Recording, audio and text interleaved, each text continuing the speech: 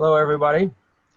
As you can see from this slide, eventually, Okay. there we go. There's tremendous variation on forecasts about world population. So always be careful when you listen to people talk about how many people there'll be in the year 2100 or 2050. As you can see from this chart, this UN projection, the difference between of 15.8 and the low forecast of 16.2 is the entire population of that thing from the low to no population at all in 2010. So that's a lot of variation, and it depends on a lot of variables. We'll talk a little bit about those right now. But I wanted you to see that the projection differences are quite different among the professionals. Next slide. Now, one thing that's really quite striking is that you'll hear people say that in poor parts of the world, population is growing very rapidly because the fertility rate, the number of children per woman, is very high. Well, that's true. However, this chart is showing you that either poor, middle, and rich countries are converging on very low fertility rates. Next slide.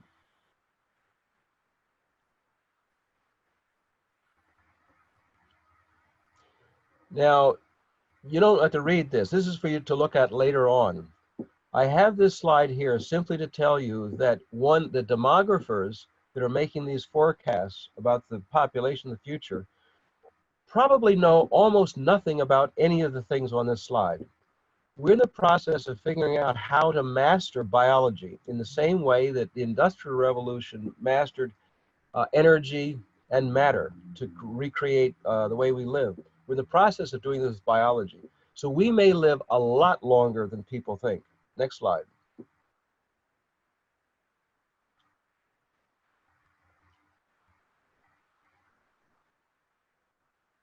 Next, yeah.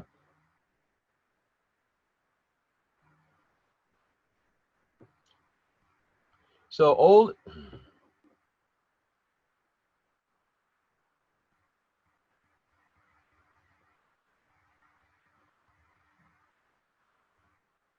next one after this, yeah. There seems to be a lot of time lags on the system tonight. Anyway, so old age isn't what it used to be even now, let alone the aging research. People will be working longer in life doing things that's interesting for them. Next slide.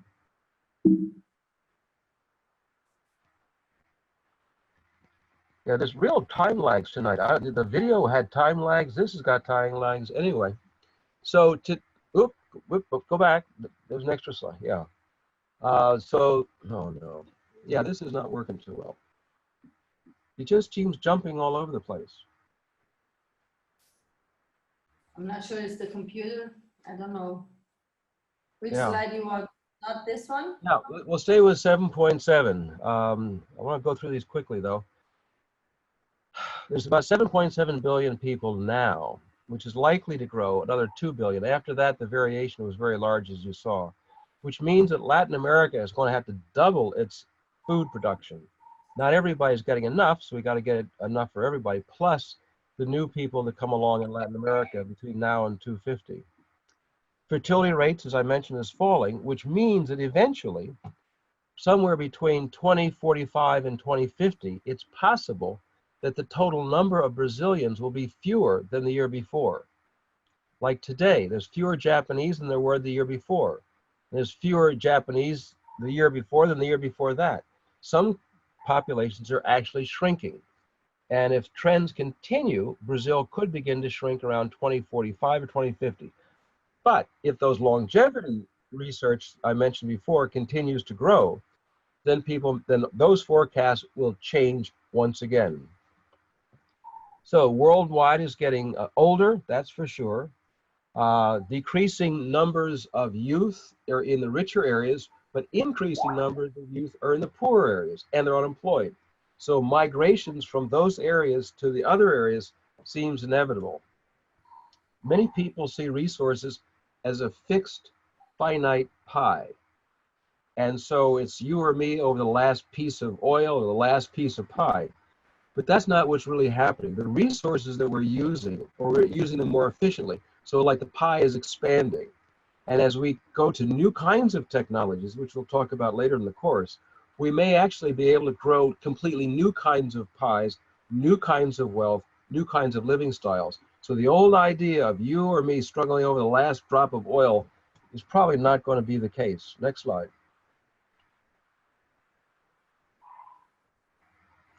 So either we get more efficient in the world and create eco-smart cities and self-actualizing economies and dramatically reduce fertility, which is in motion, or we have a lot of mass migrations coming up because we don't have the resources the way we're running it with the population the way we're growing. But as I mentioned, the longevity research is progressing, and that life expectancy in Brazil already is 76 years or so. It's likely to go up higher. But if we have old age the way we have in the past, then we have financial collapse because you have more and more older people that you can't pay the retirement benefits to. If we don't have the breakthroughs in biology, like I've mentioned, we'll mention some more of that, if we don't have those, then we got a lot of medical care costs coming up. So it's going to be necessary, in my judgment, to imagine what retirement can be, not just simply living longer, but living healthier lives and more mentally alert lives. Synthetic biology, where you take different parts of DNA and put them together into new combinations, might be able to eat some of the plaque in our brain. In our brain slows down because we have extra stuff builds up over the years. If we learn how to clean that, be fresh. And if that's the case, then you can be 90 years old, making a living on the internet, being knowledgeable and wise with all your years of experience, connecting to markets of interest to you, and providing tax income to Brazil rather than a tax loss to Brazil. Next slide. Now in Japan, this is the image a lot of people have. They're building robots to take care of old people and keep them company. I think these old people won't be as infirm and old and doddering as people think, but that's the image right now. And that's why so many robots, personal robots, are being created in Japan, because they're a little prejudiced. They don't like the Philippines and other people coming in taking care of their old people. Because of their prejudice, they're going to replace it. They want to replace them with robots. Next slide.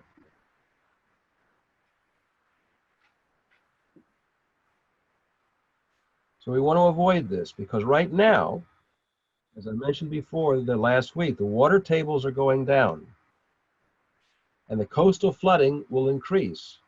That pushes more migration into areas. And you have some failed states coming up and mass unemployment if the automation, we don't have that correctly. And you've already got criminal violence, a fair amount of it in Brazil as well as Central America. So these mass migrations will if we don't learn how to balance our resources and population better. Next slide.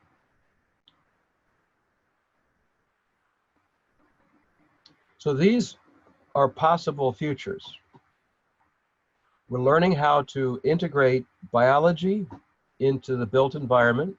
There's experiments on this all around the world at the moment. We can truly make cities an integrated whole system. You've heard of the Internet of Things, where you cook up sensors and the internet, so the whole city becomes like it's an organism. Your body wouldn't work right if half your nerves were connected to half your ligaments and bones, right? It would be a mess. Well, right now, that's the way our cities are. They're not totally the integrated system of biology and built environment. We hope that we'll be able to make eco-smart cities in the future. Next slide.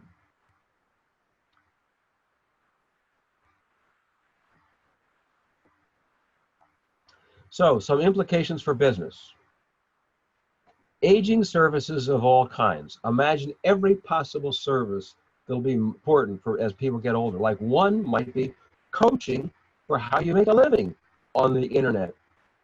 That's a whole new thing. People haven't thought about that. Well, how can their curiosity be connected to markets around the world?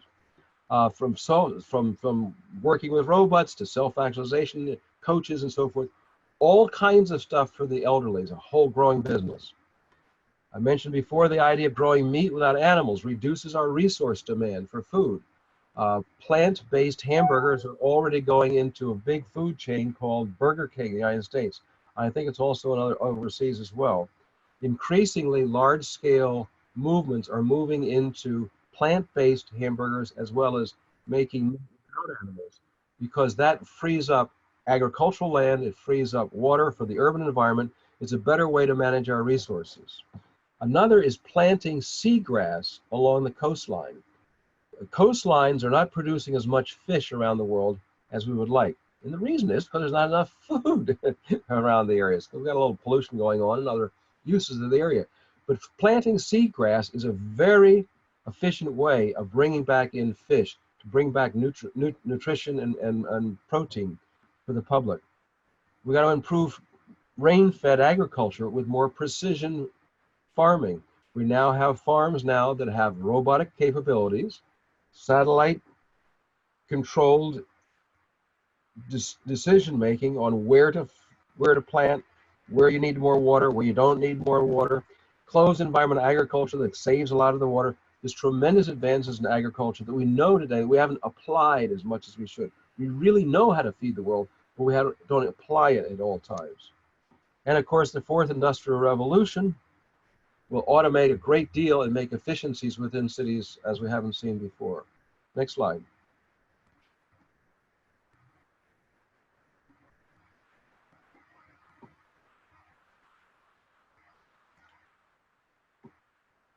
Are you seeing the slide?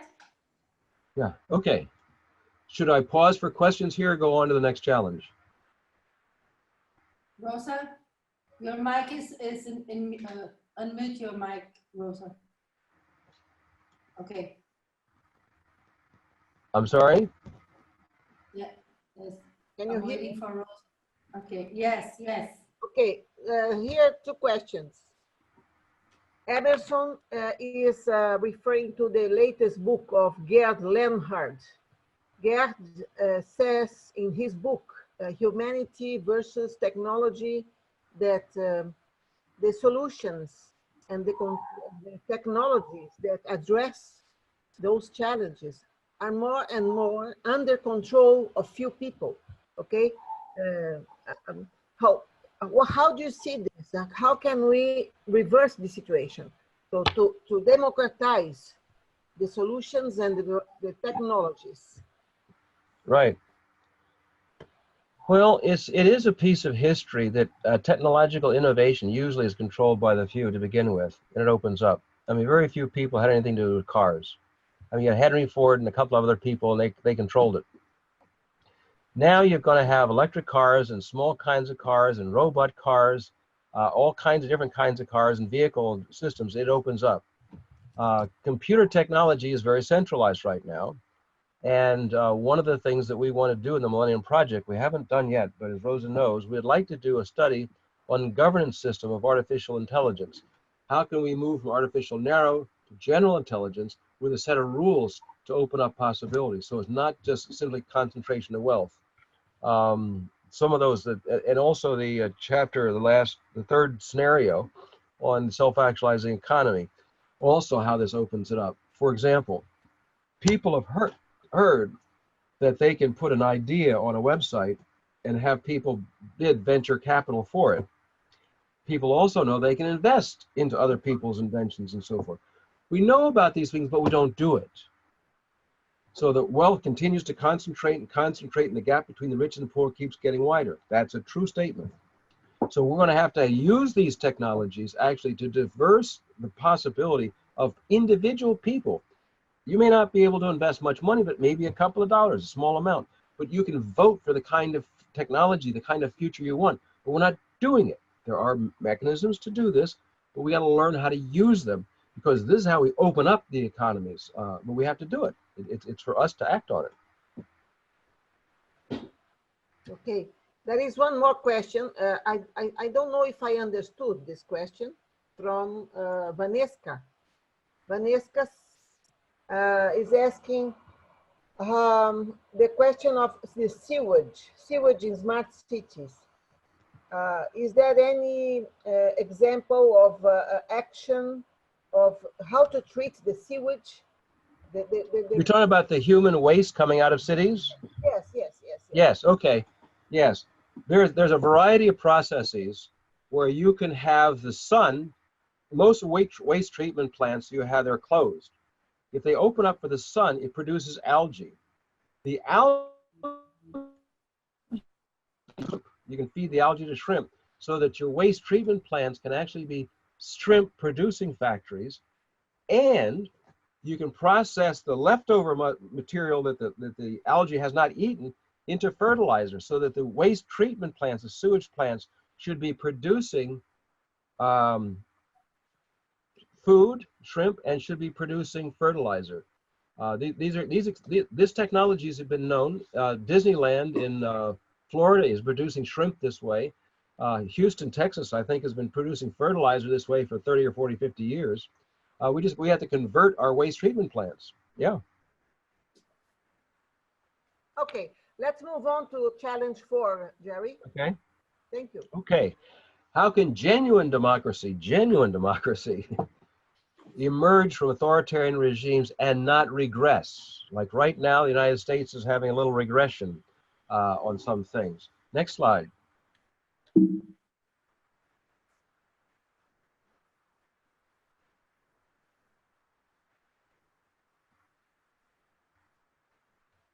In this graph, the green was the percentage of free countries. You'll see from 1987 to 1997 to 2007, there was tremendous growth in freedom in the world. Democratization, free press, voting, all that stuff is just growing fine. But now the last few years, last 10 years or so, it's starting to go down again. But the last 2 years start to go up. So there's a little bit of a blip. But the overall trend is democratization around the world, but it's not a guarantee. Next slide.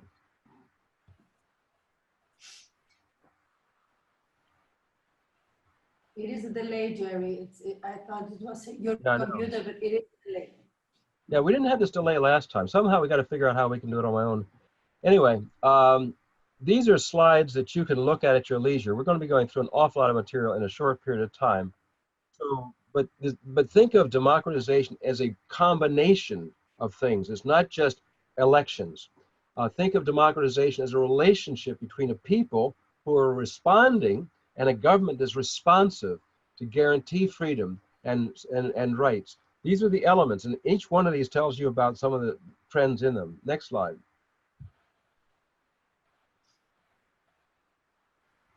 Now, here's what I said. The last couple of years, we've got some good news coming up.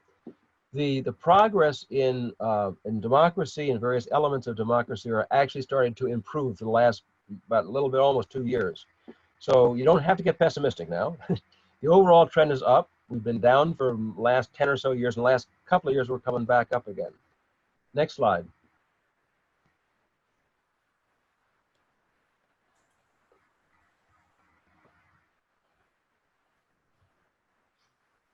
One reason for concern is the United States, for better or for worse, it has been pushing freedom of press and other sort of democratic related values. That's not so much being done by the United States now. It is even said at the United Nations, everybody's on their own, not doing this collateralism, this multilateralism. And this is a problem. We don't think he's going to be there much longer moment for reversing the reversal of those democratic trends we saw before. Next slide.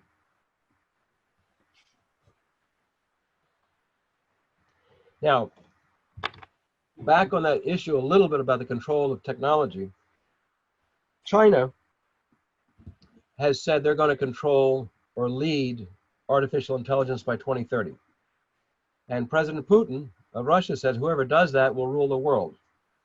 Meanwhile, you've got a human brain project in the United States, European Union, and China, and artificial brain projects going on at IBM, Google, Facebook, Baidu, and etc., other companies. All of these will spy on each other. And we'll start to learn how to integrate what we know about the brain and artificial intelligence. and will start to improve and increase that growth worldwide. I think it is not guaranteed. So this goes back to the other person's question about, you know, who's going to control all this stuff. Right now, you've got a mad race for this control, which is good news, because if it was just one or two, you got a problem. If a whole mess of people are trying, then maybe we'll do a little better. Next slide.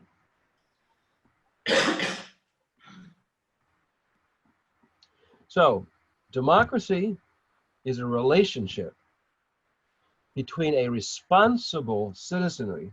So if you're sitting on your bottom and not doing anything, you are aiding and abetting the forces against democracy. So you got to get up off your butt and do something. Because if you're not going to do something as a citizen, you might as well have a dictator, right? So responsible citizenry and a responsive government that encourages participation in the political process and guarantees human rights. The long-term trends, as I mentioned, have stalled, but the last couple of years it's beginning to look better again. Increasing information warfare in Russia and organized crime and terrorism continue to threaten democracy. Because if you don't know what to base your judgment on, and if the news going to you is manipulated, and you don't really necessarily know the truth, and if more and more people do this, then we end up with a lot of information pollution, and that's a threat to democracy we have to address, and I'll talk about that a little bit later.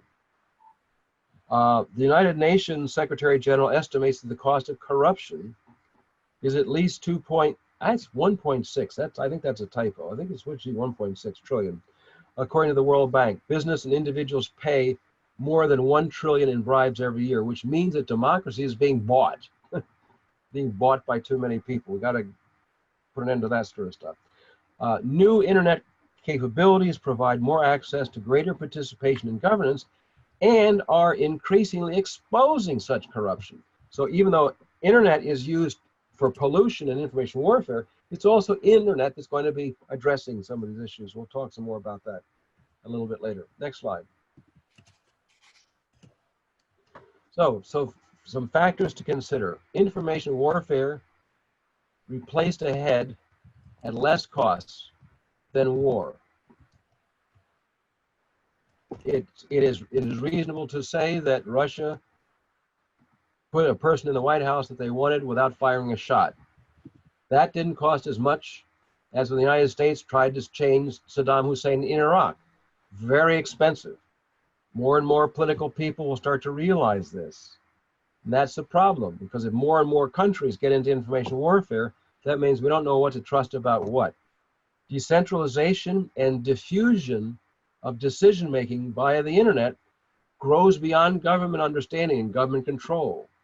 Now, is this internationalization of democratization or the international chaos? We'll see. Depends on how responsible we become. Rampant corruption and violence are the gravest impediments to development of democracy in the region of Latin America right now. Next slide. So, people are talking about all this fourth industrialization and automation and computerizing every part of the production process, and that seems to be a logical direction. However, organized crime won't be sitting down. They will buy the best computer talent they can get, which means they're part of the race on the global brain stuff, just like China and the United States. And some people say that there's an overlap between Russia and organized crime. So it's not quite clear what's Russia and what's organized crime in the artificial intelligence race. If so, they'll make democracy and free markets an illusion, because you can have an integration of information warfare, organized crime, terrorism, and corruption. And these are issues that we're going to have to address more seriously. We'll get into some of this toward the end. Next slide. Now, so far, governments are the ones doing information warfare. But I believe non-governmental organizations will eventually get involved. Why? Because governments are not moving fast enough on climate change. And they're going to get more desperate and more desperate and more desperate. And I think that they'll start to revert to information warfare eventually as well, because it's a low-cost way to affect the government. But the private sector In market research, if you take the concept of market research and market strategy, you're in a sense, you're getting information to influence a decision. Well, some of that competitive intelligence, some of that market research techniques in the future could also be quasi-information warfare. A very simple example, if you're going to come out with some great product next month, and I am in the same business, and I'm saying, my God, he's going to wipe me out.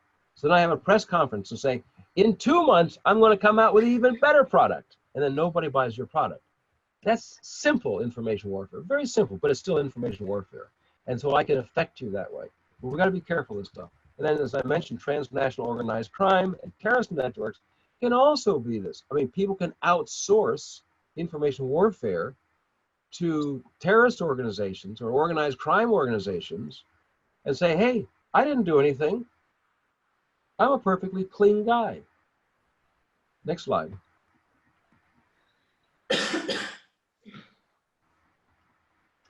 Now, this is a little chart I want you can take a look at later on when you get these slides.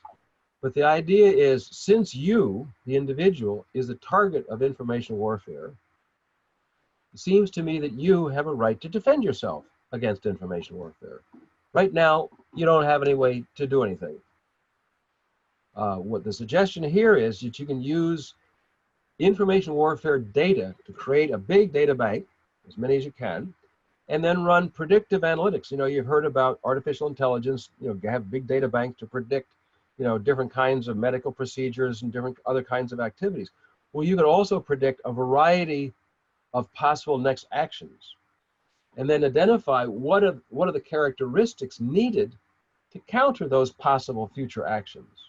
Once you have a profile, a bunch of different profiles that you need, like where you're living, what your skills are, what languages you speak, whatever it is, then you can do the same thing that advertising does on the internet with Facebook and the rest. You can simply match up. So instead of looking at your Facebook page like you normally do and see an ad for some clothing that's matching your search history, you can say, you can get a little message in there saying, would you like to play your part in defending yourself against information warfare? Yes or no? You can say no, and that's the end of it. You say yes, says, aha, next month, such and such is going to happen. Would you like to do Twitter feeds during that time?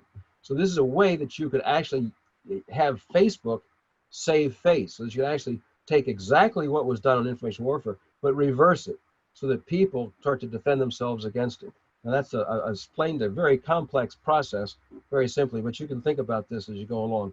Because if we do not learn how to defend ourselves against information warfare, the information pollution will continue and continue and continue, and we will not know what to trust about what. Next slide. So, some implications for business. See what recommendations are possible for you from Transparency International. I misspelled that. That should be transparency. Transparent. That's pretty good. Anyway, that should be Transparency International. You have some chapters in Brazil. They have suggestions for business on how they can play their role to reduce. Now, corruption and organized crime have some overlaps, and also defense of democracy. All these things are interrelated.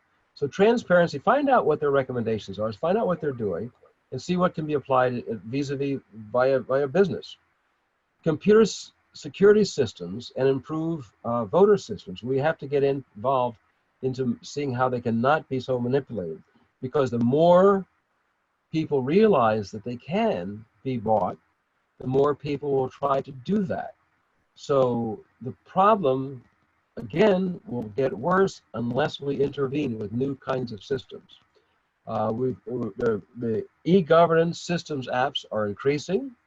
That is something I expect anybody can get involved in. How can you create your own app or work with other people to create an app to make governance better? There's going to be tons of these things growing like crazy around the world. It's a big growth industry in the computer world. Create apps to counter fake news. How can, other than what I suggested, you might come up with a different approach. There are other groups out there trying to counter fake news in different ways. So we need a lot of efforts in this area.